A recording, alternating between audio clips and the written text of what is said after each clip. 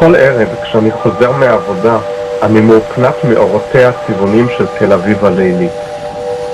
מבחינתי היא הופכת לסטודיו גדול ממדים, לאומנות אקספרימנטלית, שבו התאורה העילית והתאורה התחתית משתלבות ויוצרות קווים חדשים של עיר חדשה.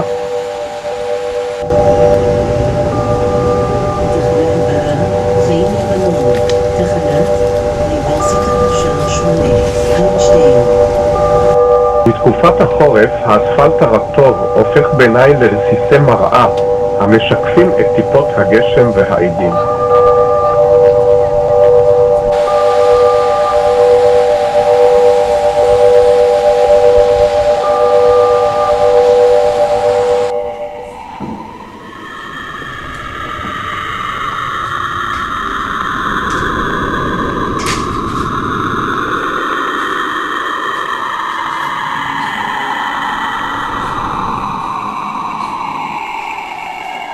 כשהחלטתי להיות אומן צילום, זאת הייתה תקופת הפריחה של הצילום בשחור לבן.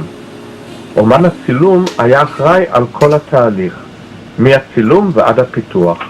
הוא לא היה תלוי באיש ועשה הכל לבדו. כן, פעם הבאה אפשר לעשות זה כמו שאתה תעשה עכשיו. כן. בלי סגריים, רק את ה... לא אכפת לי שיהיה כזה מינוס כזה, אתה יודע. כן, קו, נכון. כן, אבל לא... הסוגריים, אני לא יודע למה המערכת הזאת לא מזהה אותם. 40 שנה עברו והטכנולוגיה התפתחה בצעדי ענק.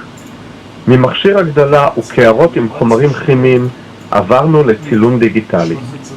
הצילום הפך נגיש לכולם, אך אף טכנולוגיה לא יכולה להחליף את תפקיד האומן והאומן שמאחורי העדשה.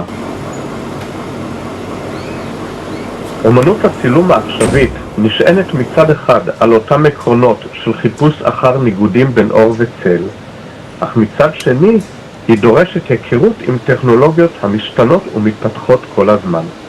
לדוגמה, כיום ניתן להדפיס תמונות על מגוון חומרים, החל מנייר ועד למתכת. הדבר מעניק אפשרויות חדשות, אך גם טומן בחובו קשיים.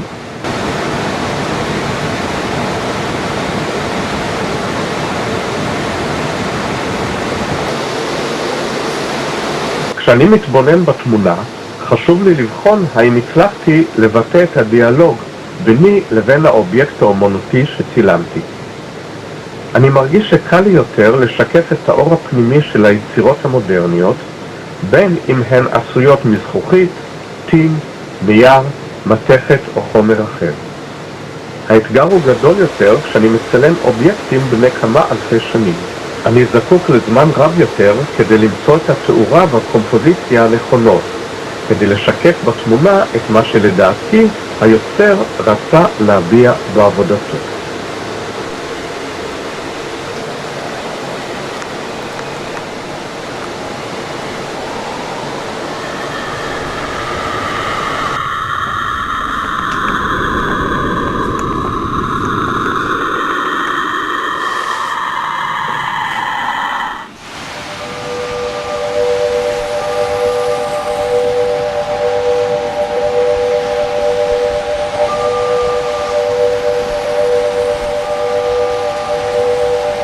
עבודתי כצלם הותירה בי רשמים רבים.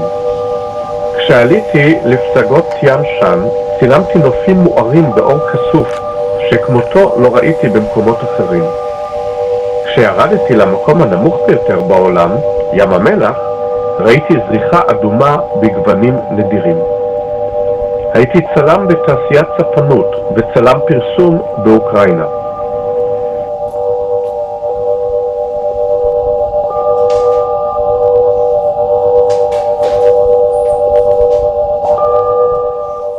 בישראל אני עובד מזה כ-20 שנה בסטודיו של מוזיאון ארץ ישראל. הסטודיו הוא כמו מעבדה אקספרימנטלית של אור וצל. בעוד כשבוע תיפתח התערוכה אור יקרות, ואני מקווה שהניסויים שערכתי יהיו מובנים לצופה. אומנות הצילום העכשווית מעניקה הזדמנות ליוצרים מתקופות שונות בהיסטוריה להיפגש באולם אחד.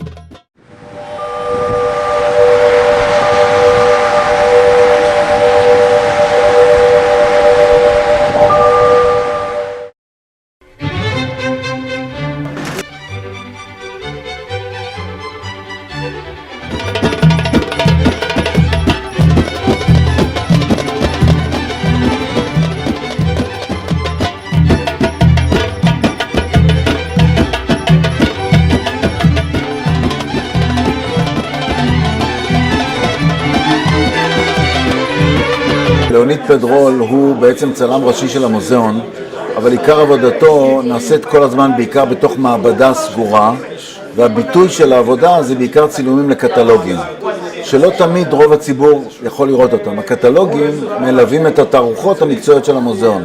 התערוכה הזאת הזדמנות נפלאה לכל האנשים לבוא ולראות עבודות, חלק מהעבודות של ליאוניד, שנותנות ביטוי לתערוכות רבות שהיו במוזיאון, ובהחלט מהוות בסיס נכון להבין את עבודתו האמנותית ואת כישרונו המבורך. אני מכיר את ליאוניד ואת העוקב אחרי העבודות שלו מ-2007. היה לי זכות להציג את התערוכה שלו בצ'נגדו, בירת סצ'ואן בסין. לא פחות מעשרות אלפי אנשים חזו בה. בחרנו במיוחד להציג אותה מחוץ למוזיאון, מחוץ לגלריה, בעולם האמיתי, בחוץ.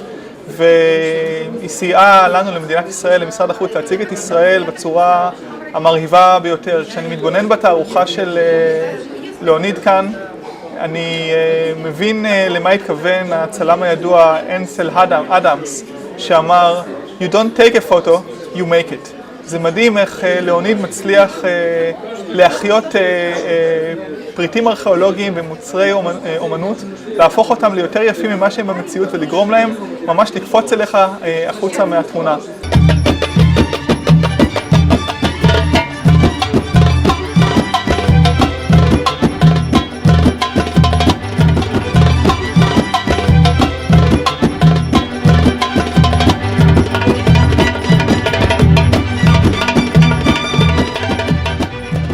אני תוהה כיצד תיראה אומנות זו בעוד כ1000 שנים.